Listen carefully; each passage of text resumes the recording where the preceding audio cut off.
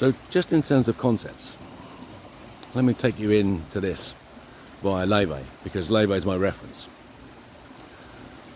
upon which everything stands. So I'm not, when I present my stuff, I'm not going to talk about my stuff, I want to talk about Lewe. So what Lewe says is, you take a cylinder of water,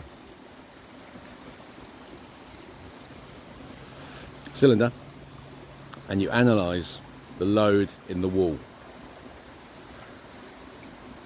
Got it? So it's a tank now. Make the tank out of iron in your mind, and now make that iron really, really thin. So thin that it doesn't actually exist. And so what you do is you've taken a theoretical rest time as a concept.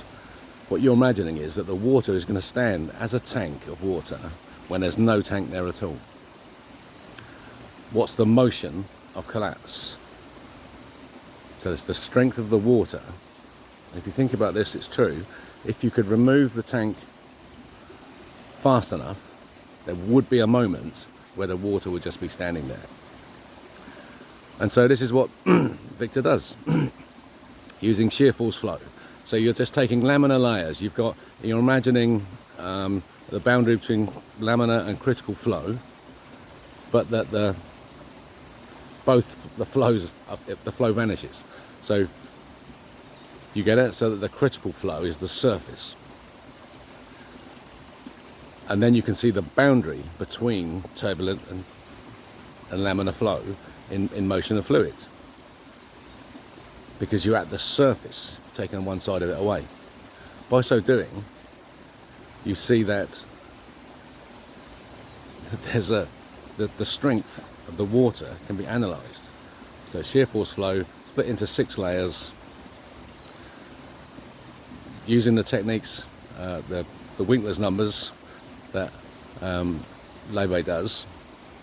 Shows the twist, and then shows the diagram where you can see the clockwise and the anti-clockwise twist in the shear force flow. That motion is what's holding the strength together. So now in this rest time, you've discovered motion.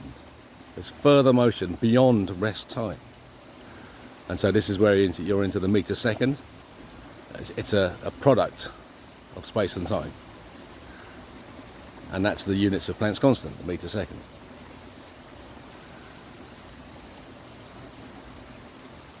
This motion is what holds it together.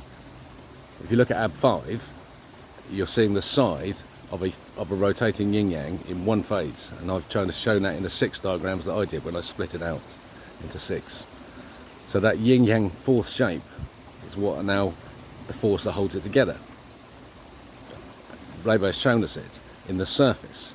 So now you take your idea, Kaylee, of going from the surface, interior surface, to the centre as a motion of collapse, and you find at the centre a rotating yin-yang of 2 dimensions.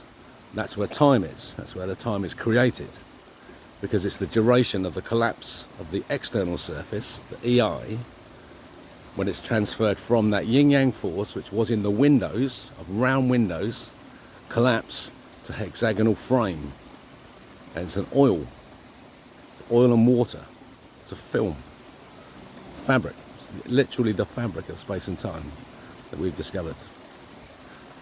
So that the yin-yang, to the time that's created, is the duration of the collapse of the external surface. And so there's the paradigm solved, the paradox is that there must be an internal and external surface of any rigid body. There must be a hollow. That's what Euler proved. That's what Euler's identity is. There's a hole at the centre. And it's 2 dimensions, and it's described by Lewe in 1915. So there's my reference that says that Earth is the centre of the universe. From there, I'll give you God existing and a future of wonder.